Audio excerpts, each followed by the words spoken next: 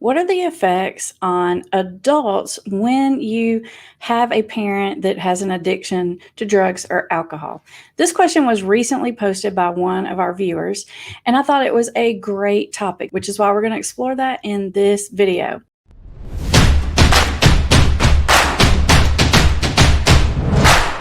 For those of you who are new here, I'm Amber Hollingsworth, and you are watching Put the Shovel Down, the YouTube channel designed to help you understand the science and psychology of addiction so you can get your life and your family back on track, get back to living the life that you want to live. You know, there's actually a lot of literature out there about the effects of grown adults when they grew up in a household with an addicted parent.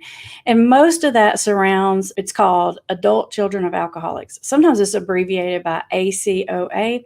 And there are actually support groups in person, in real life, in a lot of cities, and even online. But essentially, the thing that you really need to understand is that if you grew up in an addicted household, it no doubt has lasting repercussions and effects on you.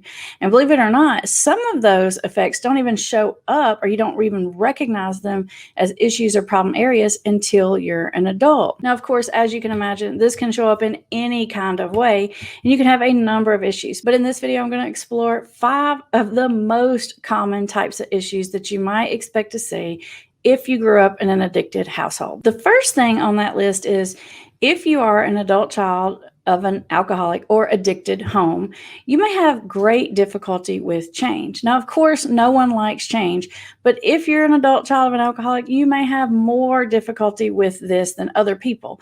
Like, let's say the plans change at the last minute, or something that you're really looking forward to falls through. And the reason for this increased difficulty dealing with that is when you grow up in an addicted household, you never know what's going to happen. You're living in like a constant state of fear and anxiety because sometimes you come home and everything's all good, and other times the stuff can hit the fan at any moment. When you grow up in a situation like this, you really crave consistency and stability. So in adulthood, when you get these curveballs thrown at you, it's actually re-triggering some of your childhood trauma. Now, this isn't a symptom that everyone who grew up in an addicted household has.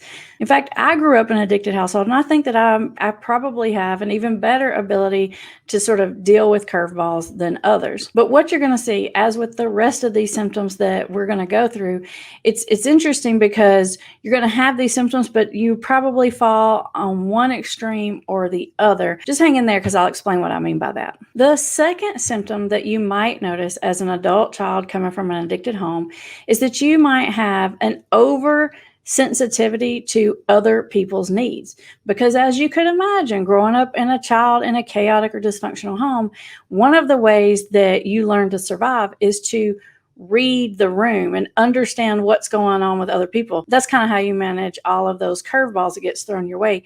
Children that grow up in homes like this, they're actually so in tune with the people around them, they can pick up on the smallest change in vibrations because it truly becomes a survival coping skill. Now, you can also see this in the opposite form, which is where you might be overly sensitive to your own needs. Because as a child, you may have been neglected, your needs weren't met, people were inconsiderate of you, and because of that, you had to learn that you are the only one that could look out for your own needs. So as a way of learning to protect yourself, you become overly focused on making sure that you get your needs met. Now, the way you'll see this triggered in adulthood is you can be highly offended and even become very angry when you perceive someone around you as being thoughtless or inconsiderate or oblivious. When you see things like that happen, it triggers that childhood experience you had, and you can be very, very sensitive to those sorts of things. So watch out for that one. You may have difficulty opening up and really, truly showing yourself to another people because on a deep level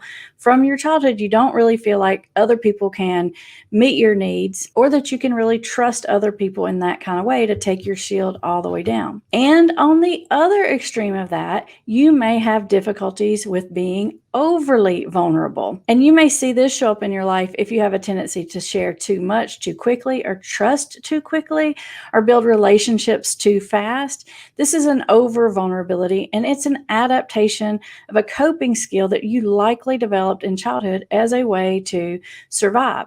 You see, connection with other human beings is absolutely imperative and necessary for our survival. And if you grow up in a home where your parent or parents just didn't have the capacity to connect to you, an adaptive mechanism might be to start figuring out how to connect quickly to other people. However, in adulthood, as you can imagine, this can definitely lead to some problems, which leads me to the next thing on our list, which is difficulties with attachment. You see, vulnerability and attachment, those are two things that kind of go hand in hand. And so you may find that you either have a very difficult time forming and sustaining long-term relationships with people, or you may find that you have a difficult time because you attach too quickly or you're overly anxious about your relationships. The psychology of attachment is actually super fascinating, and there is a lot to learn here. In fact, I have a few videos on this. I'm going to link one of them right up here for you in case you're interested in learning more about that. And the last thing on our list for adult children of addict or alcoholic homes would be you may have difficulty with issues around responsibility. Now, pretty often what you're going to see is that an adult child of an alcoholic can tend to be overly responsible for the other people around them because somewhere in their childhood, they became almost like a parentified role, because a lot of times if the parent can't function as the responsible one of the kids in the household will step up to that plate and assume that sort of caretaking type of role.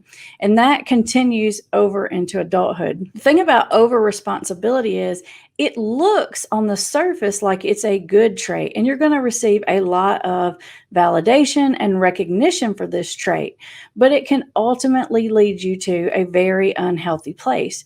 Your relationships can be lopsided, and you end up feeling very resentful and frustrated when you overtake responsibility for the people around you. And conversely, if you grew up in an addicted household, you may have difficulty accepting responsibility. So you can definitely find yourself on the other extreme of this, especially if your role in your family as a child was being the scapegoat. See, because a lot of times the scapegoat role, the person that's in that role is very angry and upset about what's going on in the house. They're not getting their needs met well. And it's kind of an acting out to call attention to the real problem, which is the addiction that's going on in the family. The acting out can result in, not being responsible for your grades as a child, or not being able to hold a job, or making all kinds of other reckless or impulsive decisions. Now, I'm definitely wondering if you can connect to any of these signs and symptoms that were listed here today. Are there some that you might add to this list? You see, most of all, these symptoms show up to us as the person. It's perceived as depression, anxiety, stress. So we see that problem area, but sometimes it's hard for us to really narrow down and pinpoint what exactly it is that's causing those symptoms. And a lot of times you can go back to this checklist and you can say, okay, that is the trigger here. That's what's hitting my button. That's what's taking me back to this old childhood place and really stirring up my emotions. Now, if you find that you're really struggling with some of these patterns and you're ready to break free of them once and for all, you might want to consider getting yourself a counselor if you don't already have one, because these are issues that your counselor or coach can help you work through, dig through your past history, some things that happened in your childhood, so that you can best identify specifically what your triggers are. If you don't already have an individual counselor, one of the fastest, most effective, and efficient ways to go about getting one is to use BetterHelp. BetterHelp is an online counseling service. Now, yes, BetterHelp is a sponsor of this channel, but there are many reasons why I'm recommending them to you. One of those reasons is that you can start the process at any time. When you're ready, you're ready. And if that's in the middle of the night or the middle of the day right now, and you want to get yourself signed up and you want to get that appointment, BetterHelp is the way to go. And bonus, if you use our link, you'll get a discount on your services. And the other thing that I really like about BetterHelp is that there are multiple ways that you can communicate with your counselor. Yes, you can have individual sessions virtually, and you can also have chat sessions and or email messages, especially when you're trying to work through some of these triggers. You may find that you run across something or you experience something in life and it triggers you right in the moment, and you may need to get some feedback or a piece of advice, but your session is days away. This is the perfect kinds of circumstance to use those other communication options. And BetterHelp is super easy to use. Basically, you just go on, you create a profile. It's going to ask you a bunch of questions, and then it will match you with a counselor. Now, if you find the counselor that you're matched with doesn't feel like the right fit, it's super easy to change. If you're interested and you're ready to get started working through some of those adult child of an alcoholic issues, the link's in the description. Now, up next for you, I have those videos on attachment because I think that is a great next step for you in understanding how your childhood experience affects you as an adult.